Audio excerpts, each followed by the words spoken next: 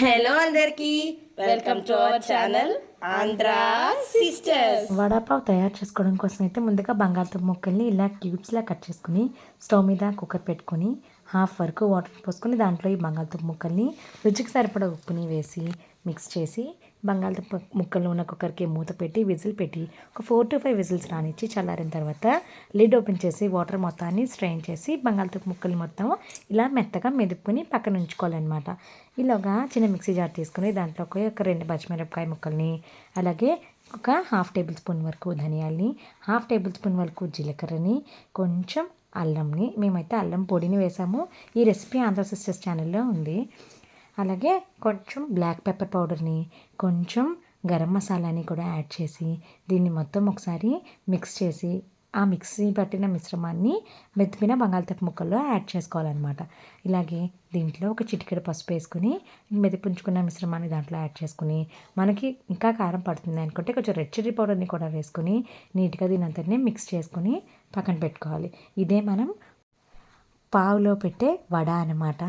ఈ వడనైతే ఇలా తయారు చేసుకున్నాము. సింపుల్గా ఆనియన్ లేకుండా, ఎక్కువ మసాలాలు లేకుండా, పిల్లలు పెద్దలు ఎవరైనా తినేలాగా ఇలా తయారు చేసుకున్నాం. ఇలా తయారు చేసుకున్న దాంట్లో మనకి టేస్ట్ ఇంకా బాగుండాలనుకుంటే కొంచెం నిమ్మరసం అవైలబుల్గా ఉంటే యాడ్ చేసుకుని మిక్స్ చేసి పక్కన ఉంచుకోండి. ఈలోగా ఒక బౌల్లోకి ఒక హాఫ్ గ్లాస్ వరకు శనగపిండి, కొంచెం ఉప్పు, వాము, ఎర్రకారం వేసి పలుచగా అంటే కొంచెం మనం బజ్జీలు వేసుకునే విధంగా దీన్ని కలుపుకోండి.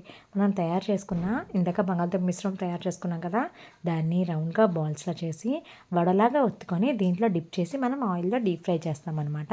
అదే మన పావులో పెట్టుకునే వడ అన్నమాట. రెండు మిక్స్ చేసుకొని తింటే వడపావు అవుతుందన్నమాట. ఈలోగా ఇంకో స్టవ్ మీద బాండి పెట్టుకుని డీప్ ఫ్రైకి సరిపడంత ఆయిల్ వేసుకొని ఉంచుకోండి. చూడండి, వీడియోలో చూపిస్తున్నవైతే పావు అనమాట. దీన్ని పావు బ్రెడ్ అని అంటారు. మార్కెట్లో మనకి బేకరీస్లో ఇది అవైలబుల్గా ఉంటుంది. ఇందాక తయారు చేసుకున్న బంగాళదుంప మిశ్రమాన్ని ఇగో ఇలా వడలాగా అయితే చేసుకుని తయారు చేసి పెట్టుకున్న శనగపిండిలో అయితే ముంచి ఒకసారి బజ్జీలాగా మనం డీప్ ఫ్రై చేసుకుని తీసుకోవాలి. వీడియోలో చూపించినట్టు ఆ వడ అయితే మనకి విరగకుండా జాగ్రత్తగా, బంగాళదుంప కదండి చాలా సాఫ్ట్గా ఉంటుంది, విరగకుండా జాగ్రత్తగా వేసుకుని జాగ్రత్తగా ఆయిల్ లేకుండా తీసి పక్కన పెట్టుకోవాలి. ఈలోగా ఇంకొక స్టవ్ మీద ఒక పెనం పెట్టుకుని వేడి చేసుకుని దాని మీద మీ దగ్గర అవైలబుల్గా ఉంటే బటర్ లేకపోతే నెయ్యిని పూర్తిగా అలా రాసుకొని ప్యాన్ మొత్తాన్ని సాయిట్ చేసుకోండి. అలా సాయిట్ చేసుకున్న ప్యాన్ మీద మన దగ్గర ఉన్న పావు బ్రెడ్ని హాఫ్గా కట్ చేసి దాని మీద పెట్టాలన్నమాట. దాని మీద పెట్టి ఇటు అటు తిప్పుతూ ఎర్రగా కాల్చుకోవాలన్నమాట.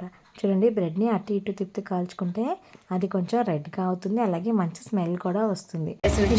వడని దీంట్లో పెట్టుకుని బన్ని మళ్ళీ ఫోల్డ్ చేసి ప్రెస్ చేసుకుని అంటే అంతే, టేస్టీ వడాపావ్ రెడీ అయిపోయింది. మీరు కూడా ట్రై చేసి తప్పకుండా మీకు ఎలా కుదిరిందో కామెంట్ చేయడం మర్చిపోకండి. మా వడాపావ్ అయితే అదిరిపోయింది అనుకోండి.